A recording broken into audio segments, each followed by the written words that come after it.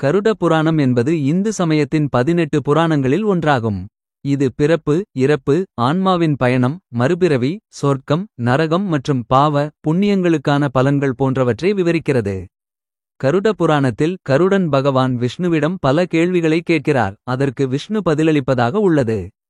இந்த புராணத்தில் மனிதன் செய்யும் பாவங்களுக்கு கிடைக்கும் தண்டனைகள் மற்றும் அதற்கான பரிகாரங்களும் கூறப்பட்டுள்ளன. கருட புராணத்தில் உள்ள சில முக்கிய ரகசியங்கள். மறுபிறவி ரகசியம். கருட புராணம் மனிதன் இறந்த பிறகு ஆத்மா என்னவாகும், எந்த வழியில் செல்லும், எந்த யோனியில் பிறக்கும் என்பதை விளக்குகிறது. முன்ஜென்ம பாவ புண்ணியங்களின் அடிப்படையில் அடுத்த ஜென்மத்தில் மனிதன் எந்த மாதிரியான பிறவி எடுப்பான் என்பதையும் கூறுகிறது. ஆன்மாவின் பயணம். கருட புராணம் இறந்த ஆன்மா நரகத்தை அடைந்தால் என்னென்ன தண்டனைகளை அனுபவிக்கும் என்பதை விரிவாக கூறுகிறது. மேலும் யமலோக பாதையில் ஆன்மா செல்லும் வழியில் ஏற்படும் இன்னல்களையும் துன்பங்களையும் விவரிக்கிறது. கருட புராணம் மரணம் பற்றியும் மரணத்திற்கு பிறகான வாழ்க்கை பற்றியும் கூறும் ரகசியங்கள் என்ன தெரியுமா? இது இந்து மதத்தின் கருப்பொருளையும் சிந்தனையையும் விரிவாக கூறுகிறது. எல்லா கடவுள்களும் எல்லா மனித உடலுக்குள்ளும் வாழ்கிறார்கள் மற்றும் உடலுக்கு வெளியே இருக்கிறார்கள் என்று கருட புராணம் போதிக்கிறது. கருட புராணம் இந்து மதத்தில் உள்ள 18 மகாபுராணங்களில் ஒன்றாகும்.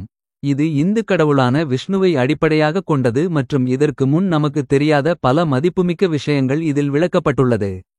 அதனுடன் இந்த புராணம் வாழ்க்கை மற்றும் இறப்பு பற்றிய பல பெரிய உண்மைகளை கற்பிக்கிறது. அவை வாழ்க்கையை நோக்கி ஒரு வித்தியாசமான பார்வையை ஈர்க்க உதவும். இது இந்து மதத்தின் கருப்பொருளையும் சிந்தனையையும் விரிவாக கூறுகிறது. எல்லா கடவுள்களும் எல்லா மனித உடலுக்குள்ளும் வாழ்கிறார்கள் மற்றும் உடலுக்கு வெளியே இருக்கிறார்கள் என்று கருட புராணம் போதிக்கிறது. கருட புராணத்தில் பல்வேறு போதனைகள் மற்றும் வாசகங்கள் உள்ளன. இந்த புராணத்தைப் பற்றிய மற்றொரு பெரிய உண்மை என்னவென்றால் இது மரணத்தின் இரகசியங்களையும் மரணத்திற்குப் பிறகு நடக்கும் அனைத்து விஷயங்களையும் கூறுகிறது. இது ஒரு சுவாரஸ்யமான புராணம் மட்டுமல்ல, தனித்துவமான ஒழுக்க விழுமியங்கள் நிறைந்தது. கருட புராணம் பற்றி தெரியாத சில உண்மைகளை இந்த பதிவில் பார்க்கலாம். மரணத்தின் அனைத்து ரகசியங்களையும் வெளிப்படுத்துகிறது. கருட புராண போதனைகளின் தனிச்சிறப்பு என்னவென்றால் அது மரணத்திற்குப் பிறகு வரும் வாழ்க்கையைப் பற்றி பேசுகிறது. ஆனால் அதனுடன் மரணம் மற்றும் பின்விளைவுகள், மறுபிறப்பு, ஆன்மாவின் பயணம் போன்றவற்றையும் இது விவரிக்கிறது. இந்த பாடங்கள் அனைத்தும் மிகவும் சுவாரஸ்யமானவை, ஏனென்றால் அறிவியலால் மரணத்தின் மர்மத்தை வெளிப்படுத்த முடியாது. ஆனால் கருட புராணம் இவற்றை திறம்பட விவரிக்கிறது. இந்து தர்மத்தில் 16 சம்ஸ்காரங்கள் இருப்பதை காணலாம். அதன் கடைசி பகுதியில் இறுதிச் சடங்குகளை அடிப்படையாகக் கொண்ட அந்தியேஷ்டியை காணலாம். கருட புராணத்தில் கூறப்பட்டுள்ள தண்டனைகள். கருட புராணம் 19,000 ஸ்லோகங்களை கொண்டுள்ளது. இது 2 பகுதிகளாக பிரிக்கப்பட்டுள்ளது. அதில் முதல் பகுதியில் பூர்வ காண்டம் உள்ளது, மீதமுள்ளவை உத்தர காண்டம். அவர்கள் செய்த பாவங்களுக்கு ஏற்ப இந்த ஸ்லோகங்கள் மனிதர்களுக்கு கொடுக்கப்படும் தண்டனைகளை விவரிக்கின்றன. அந்த தண்டனைகளை யமதர்மர் முடிவு செய்துவிட்டார். மரணத்திற்கு பிறகு உடலிலிருந்து பற்றின்மை ஒரு இறுதி சடங்கு முடிந்ததும் ஒரு ஆன்மா பூமியில் உயிர்வாழும் சக்தியை இழந்தது. மரணத்திற்குப் பிறகு ஆன்மா முழுமையான சுதந்திர உணர்வை உணர முடியும். ஒரு ஆன்மாவிற்கு எந்த எல்லையும் இருக்காது. இப்போது அந்த ஆன்மா சுதந்திரமாக எங்கும் சுற்றித் திரிகிறது. மரணத்திற்குப் பிறகு 7 நாட்களுக்கு ஆன்மா தனக்கு பிடித்தமான தோட்டம், காலை நடைபயிற்சி, அலுவலகம், கல்லூரி போன்ற இடங்களை பார்க்க முடியும். அந்த காலகட்டத்தில் ஒரு ஆன்மா குழந்தைகள், பணம் போன்றவற்றுக்கு அவள் மிகவும் பிடித்த விஷயங்களுக்கு அருகில் இருக்கும். முன்னோர்களுடன் சந்திப்பு. இறந்த 11 மற்றும் 12வது நாளில் இறந்த ஆன்மாக்கு உறவினர்கள் பிரார்த்தனை மற்றும் சடங்குகளை நடத்துகிறார்கள். அந்த நேரத்தில் ஆன்மா தனது உறவினர்கள், முன்னோர்கள், நெருங்கிய நண்பர்கள் போன்றவர்களுடன் ஐக்கியமாகும் வாய்ப்பை பெறுகிறது. சொர்க்கத்தில் அனைத்து முன்னோர்களும் அந்த புதிய ஆன்மாவை வரவேற்கிறார்கள் மற்றும் அவர்களை வாழ்த்துகிறார்கள். வாழ்க்கை என்பது கடவுளின் விலைமதிப்பற்ற பரிசு. கருட புராணத்தின் போதனைகள் இந்த வாழ்க்கை கடவுளின் சக்திவாய்ந்த மற்றும் விலைமதிப்பற்ற பரிசு என்று கூறுகிறது. நம் வாழ்க்கைக்குப் பிறகு ஒருவரின் பாவங்களுக்கு ஏற்ப தண்டனைகள் தீர்மானிக்கப்படுகின்றன. அந்த தண்டனைகளுக்கு அந்த நபர் நரகத்திற்கு செல்ல வேண்டும். இது ஒரு தீய வட்டம் போன்றது, ஏனென்றால் நீங்கள் மீண்டும் மீண்டும் பிறக்கலாம், பிறகு தண்டனைகள் அதேபோல் தொடரலாம். கணவனுக்கு எதிராக பெண்கள் பாவம் செய்வது மிகவும் துரதிர்ஷ்டவசமானது. ஒரு பெண் தன் உயிருடன் உள்ள அல்லது இறந்த கணவனுக்கு எதிராக பாவங்களையும் தவறான செயல்களையும் செய்கிறார் என்றால் அவருக்கு அடுத்த ஜென்மத்தில் திருமணம் நடக்க வாய்ப்பில்லை. ஒரு பெண் தன் கணவனை வணங்க வேண்டும்.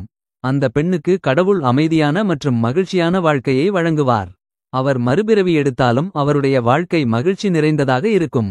கருட புராணம் யோகா மற்றும் பிரம்மகீதை பற்றி கற்பிக்கிறது. கருட புராணத்தின் கடைசி அத்தியாயங்கள் யோகா மற்றும் அவற்றின் பொருத்தத்தை விவரிக்கின்றன.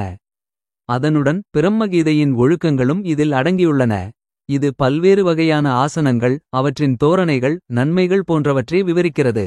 இது தியானம், சுய அறிவு, ஞானம், சமாதி போன்றவற்றைப் பற்றியும் விவரிக்கிறது. இவை அனைத்தும் உடல் மற்றும் மனதுக்கு மிகவும் அவசியம். இந்த விஷயங்கள் நீண்ட கால மற்றும் குறுகிய கால நோய்களுக்கு எதிராக போராட உதவும். கருட புராணம் பூமியில் செய்த பாவங்களுக்கு நரகத்தில் பல்வேறு தண்டனைகளை விவரிக்கிறது.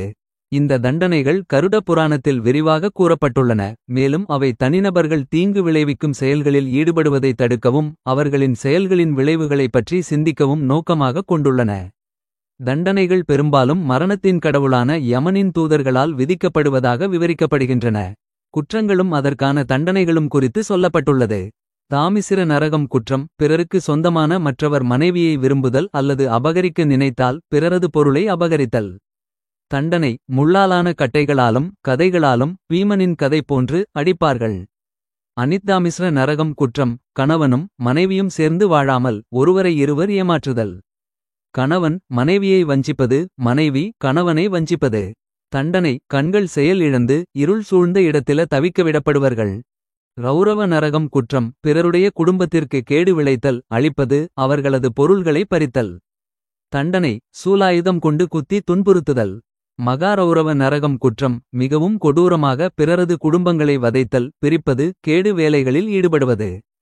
தண்டனை: குரு என்ற கோரமான எம்ம மிருகங்கள் பாவிகளை சூழ்ந்து முட்டி மோதி பல வகைகளில் ரணகளப்படுத்தி துன்புறுத்துவது. கும்பிபாகம் குற்றம்: சுவையான உணவுக்காக வாயில்லா உயிர்களை வதைத்தும் கொன்றும் பல விதங்களில் கொடுமை செய்தல். தண்டனை: எரியும் அடுப்பில் வைக்கப்பட்டுள்ள எண்ணெய் கொப்பரையில் போடுவதைப்பது. காலகுத்திரம் குற்றம்: பெரியோர்களை பெற்றோர்களை அடித்து அவமதித்தல், பட்டினி போடுதல். தண்டனை: அதே முறையில் அடி, உதை, பட்டினி என்று வதைக்கப்படுவார்கள். அசிபத்திரம் குற்றம்: தர்ம நெறிகளை மீறுதல், அதர்ம வழியில் சென்று பாவங்கள் செய்தல். தண்டனை: பூதங்களால் துன்புறுத்தப்பட்டு இனம் புரியாத ஓர் பயத்துடன் அவதிப்பட வைப்பது. பன்றிமுகம் குற்றம்: குற்றமற்றவர்களை தண்டித்தல், நீதிக்கு புறம்பாக அநீதிக்கு துணை போதல். தண்டனை: பன்றி முகத்துடன் கூர்மையான பற்கள் உள்ள ஓர் மிருகத்தின் வாயல் அகப்பட்டு கூர்மையான பற்களால் கடிக்கப்பட்டு பாவிகள் தண்டனை பெறுவார்கள். அந்த கூபம் குற்றம்: உயிர்களை சித்திரவதை செய்தல், கொடுமையாக கொலை செய்தல். தண்டனை: கொடிய மிருகங்கள் கடித்து குதறும் நிலை ஏற்படும். விசித்திரமான மாடுகள் கீழே போட்டு மிதித்து துன்புறுத்தும்.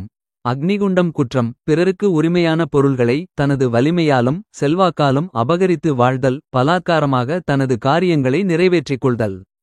தண்டனை: பாவிகள் ஓர் நீண்ட தடியில் மிருகத்தைப் போல கைகால்கள் கட்டப்பட்ட நிலையில் எரியும் அக்னிகுண்டத்தில் வாட்டி எடுக்கப்படுவார்கள். வஜ்ரகண்டகம் குற்றம்: சேரக்கூடாத ஆணையோ பெண்ணையோ கூடித்தழுவி மகிழும் காமவெறியர்கள் அடைதல்.